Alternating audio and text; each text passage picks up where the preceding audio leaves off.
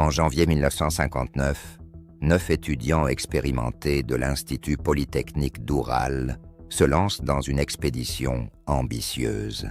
Ils veulent conquérir les sommets de l'Oural, parcourir des centaines de kilomètres la Chie, affronter l'hiver glacial et sauvage.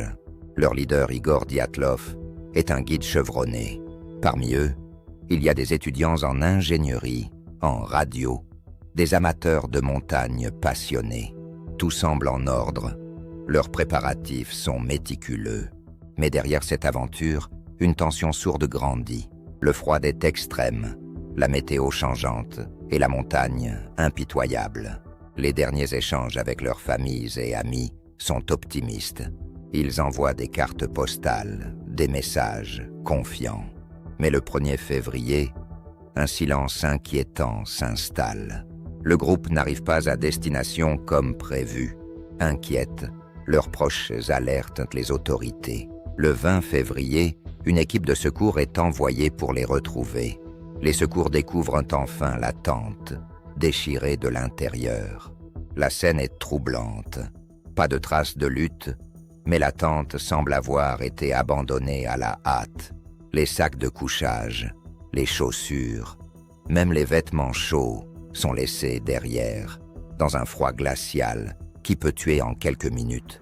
Les traces dans la neige montrent que les randonneurs ont fui la tente, pieds nus ou en chaussettes, dans la nuit noire et glacée.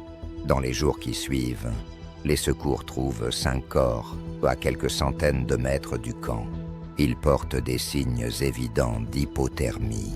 Mais 3 autres corps sont découverts plus tard, cachés sous la neige et la glace, à plusieurs centaines de mètres de là. Le 9e corps ne sera retrouvé que 2 mois plus tard, enfoui sous une épaisse couche de neige. Les autopsies révèlent des blessures étranges, côtes cassées, crâne fracturé, comme si une force immense avait frappé ces jeunes. Une langue arrachée, la peau aux couleurs anormales et, fait plus troublant, des traces de radioactivité sur certains vêtements. Alors, que s'est-il vraiment passé cette nuit-là? Les premières hypothèses parlent d'une avalanche, mais le terrain ne semble pas propice. D'autres pensent à une panique soudaine, causée par un bruit étrange, peut-être un animal sauvage. Certains évoquent des expériences militaires secrètes dans la région.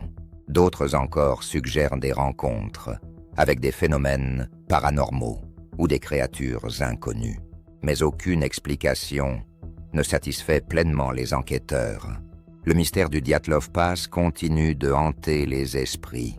Il est devenu un lieu de pèlerinage pour les passionnés d'énigmes, d'aventures et de phénomènes inexpliqués. Chaque année, des curieux viennent tenter de comprendre, d'explorer, mais la montagne garde ses secrets. Le vent glacé souffle toujours, emportant avec lui les réponses que personne n'a encore trouvées.